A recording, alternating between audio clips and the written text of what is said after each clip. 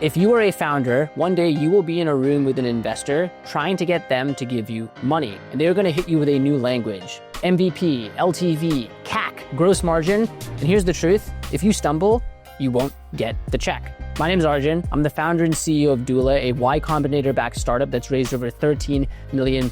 We've helped over 15,000 founders, and I've seen founders fall on their face when they're asked these metrics and questions and they don't know the answer. I'm gonna give you the 19 terms you need to know to go into an investor conversation and get the check. But I'll also share the one term, which isn't on this list, which I think is the most important. Let's get into it.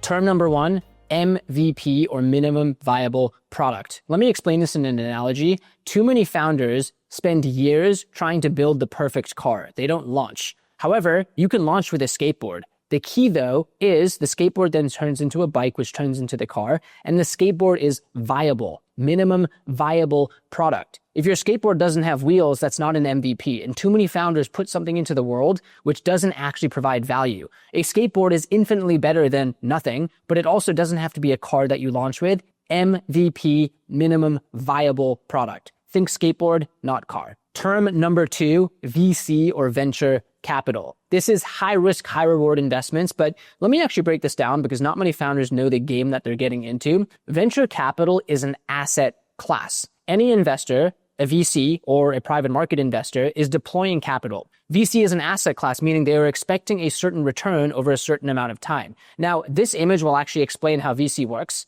97% of all exit profits come from 0.3% of startups. That is wild, but that is the power law in a nutshell. What that means is investors are investing in a portfolio of companies, and they know only a couple of those companies will deliver massive outsized returns. They hope it's your company, but it might not be. So you have to understand this is an asset class on its own that follows this power law. Term number three, angel investor. No, they're not angelic. This is an angel who is writing a small check, typically 5 to 25K. There could be super angels who write a $250,000 check into your business. Now, here's the thing. Angel investing has a ton of asymmetric upside. This is a wild image. This is my favorite example of angel investing. If you actually look at the early angel investors in Uber, you might have never heard of these people before, but they invested 25K and made over 25 million. That is an insane return. That is why people angel invest. They want to be that early small check into a business and get massive asymmetric upside. Term number four, profitability. This is where, again, you have to know what it means. Profitability isn't revenue, because you could make 100 in revenue, but have $200 in cost to get that $100, your profits are actually negative 100. Now, here's the thing. A lot of startups are not profitable from day zero. Even companies like Google or Facebook, they might have burned a lot of money upfront, but what a VC, a venture capitalist, is looking for is profitability at scale. There has to be a path to profitability, but the point of raising money is so you can get there. You don't need to be profitable from day zero, but the sooner you can be, the better, because you control your destiny. Term number five, gross margins. You might have heard the term margin before, but let me define gross margin. It's simply taking your total revenue and subtracting your COGS, or cost of goods sold. Now, what this tells you is how much cash do you have to spend on everything else. That can include R&D or marketing or headcount. Term number six is burn rate. This is effectively how much money are you burning each month. Let's use a very simple example. Let's say you have $1 million in the bank. How much did it go down by the next month? So if you had $1 million and across all expenses, it went down to 900K, your burn is $100,000. You could call that your burn rate too. And then the way you calculate your runway is you take your burn and you take the cash you have on hand, you do cash on hand divided by burn, and that gives you runway. So let's use this example. 1 million in the bank, you are burning 100,000 per month. 1 million divided by 100,000 is 10. You have 10 months of runway. Term number seven, seed round versus Series A, Series B, Series C, or Series X. The point here is actually that these alphabets are all over the place. Here's the simple way to think about it. A seed round is the first meaningful money that comes in. In Airbnb's case, this was Sequoia Capital leading that round of $600,000. In Doola's case, that was Nexus Venture Partners leading our round of a little over 3 million. After that, the Series A, B, C, etc. is when larger institutional investors invest, typically taking 10 to 20% of the company and a board seat. Term number 8, PMF, or product market fit. This might be one of my favorite terms because this is the entire key to having a durable business. Now, if you have to ask if you have product market fit, you probably don't. My favorite analogy for product market fit is a customer is literally or figuratively grabbing you by the shirt collar saying, I cannot pay. Now, I'll share a doola story. I knew we had product market fit when, way back in the day, a customer emailed me 3 times. They triple emailed me in all caps saying, I cannot pay. And I saw that. I said, holy crap, that's a sign. Someone is grabbing me by the shirt collar over email saying, I need to pay for your product. Why? Because they needed an LLC so that they could get an EIN, so that they could get a bank account, so that they could be revenue ready to unlock payments for Shopify or Amazon or Stripe or get that check from an investor. By the way, if you were in this situation, ready to take a check from an investor or get paid, this is what doola does. We're a business in a box. We'll help you start your LLC in all 50 states in the US, and we are the fastest way to go from formation to first sale. Head down below. We have a link in the description. You can schedule a demo with our team. This applies whether you are raising capital or bootstrapping. Speaking of bootstrapping, term number 9, bootstrapping. This is not a type of shoe. I kid you not. I didn't know what this meant when I was first starting a company. Bootstrapping is simply starting a company without raising venture capital, which means you fund the business either from your personal funds or from revenue that the business has generated. That's bootstrapping. There is nothing wrong with not raising venture capital. Some people might look down on this. I disagree. There are multiple paths to building a business. One is you can raise venture capital. The other is you can bootstrap. And one of the biggest benefits of bootstrapping is you do not have to report to investors who might tell you what to do. You control your destiny. That means you can decide what you'd like to grow fast, grow slow, take a break on the business. You can decide.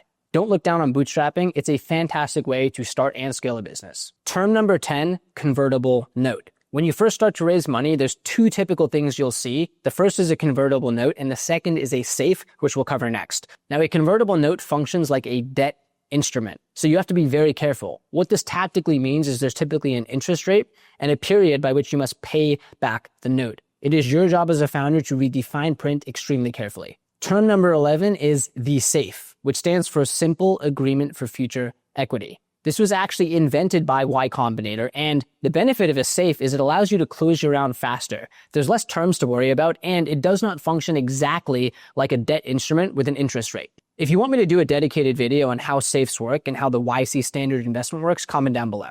Term number 12, equity versus stock options. Investors are investing for equity, which is ownership today. I will invest this much money and get this much ownership back. Stock options are the right to exercise in the future. One is immediate ownership. One is the right to exercise and have ownership in the future. They're not exactly the same. It's important to know the difference. Term number 13, TAM, or total addressable market. This is a term all investors will ask about, and what TAM is asking yourself this question of if every potential customer in your market bought your product, how big is that revenue opportunity? Now, you have to be careful. Most TAM calculations are wrong because the market could actually grow over time. When Uber started, the market for taxis was actually small. Uber expanded the market. When Airbnb started, there was no market for staying in your friend's apartment with a bed or a pull-up couch. Airbnb expanded the market. We also believe at doola, we are expanding the market because not many founders internationally know you can start a US business, get a bank account, etc. My favorite piece of advice for calculating TAM, which I strongly recommend you implement, is do a bottoms-up sizing. There are this many SMBs in the US. This percentage start LLCs. This is how much our business in a box subscription costs. Therefore, this is the total revenue size. And then we do that same calculation at a global scale. That is a bottoms-up calculation versus a top-down calculation. Term number 14, valuation. The definition of valuation is simply the latest price that an investor invested at. Now, that is not liquid. It's not like the stock market. It only gets liquid at the time of a liquidity event. It's very easy to obsess over valuation, but you have to remember, valuation is not liquid. It does not mean a founder or a company has that much money. It's simply the terms by which an investor invested. So let's use an example. If an investor invests $2 million at a $20 million post-money valuation, that means they own 10% of the company, 2 divided by 20, and that means the valuation is $20 million. But there's no liquidity. That only happens at a liquidity event, which is typically an IPO or an acquisition. Term number 15, IPO or initial public offering. This is one of the marquee milestones for any company because it indicates 2 things. The first is it's a liquidity event. You are taking private shares and issuing them to the public. on something like the NASDAQ or the New York Stock Exchange. This allows company members and investors to get liquidity, shares for cash from the public. The second thing, though, is typically if you've gone public, it means you've built something huge. Typically, companies go public at billion-dollar plus valuations. It means you've inherently built something durable and valuable. So congrats. Term number 16, CAC or customer acquisition cost. This metric effectively tells you how much does it cost to acquire a customer. And it's key because if your CAC is too high, you won't have a business. Let me use an example. To calculate CAC, you have to include all of your sales and marketing expenses. That could be people and it could be software or tools. If my CAC is 1,000, but my customer only pays me $500, I am losing $500 every time I acquire a customer. So it's important to know what your CAC is, but also know what the payback period is. Because if you're losing $500 in every customer, you don't really have a business. You have I'm losing $500 per customer. Term number 17, LTV or lifetime value. This is the other side of CAC, meaning how much profit can you expect to get from a customer over their entire lifetime. So let's use that same example I just did. Let's say your CAC is $1,000. Maybe you do only get $500 at time of purchase. But if the lifetime value of the customer over the next 3 years is actually $3,000, that's amazing. Maybe they upsell. Maybe they buy more products. Instead, you now have an LTV to CAC ratio of 3-to-1, which is typically the gold standard that investors look for, at least a 3-to-1 LTV to CAC ratio. Term number 18, ARR or annual recurring revenue. Now, the key thing here is that this is not one-time revenue. This is subscription revenue, either paid annually or monthly. If it's paid monthly, like a monthly ChatGPT subscription, you would call this MRR or monthly recurring revenue. Term number 19, annualized run rate. Now, this one can be confusing because technically it has the same acronym as ARR, but it's different. ARR or annual recurring revenue are deals on subscription. These are contracts that have actually been paid for already. Annualized run rate is a projection. What you're doing is taking the revenue that came in over a period, typically in a month, and multiplying it by 12. You are annualizing it. So the thing here is it can be a bit noisy. Let's say 1 month you did $1 million in revenue. Your annualized run rate is 1 million times 12. But if the next month it went down to 500K, your annualized run rate is 6 million, 500,000 times 12. So that's the difference between ARR, annual recurring revenue, and ARR, annualized run rate.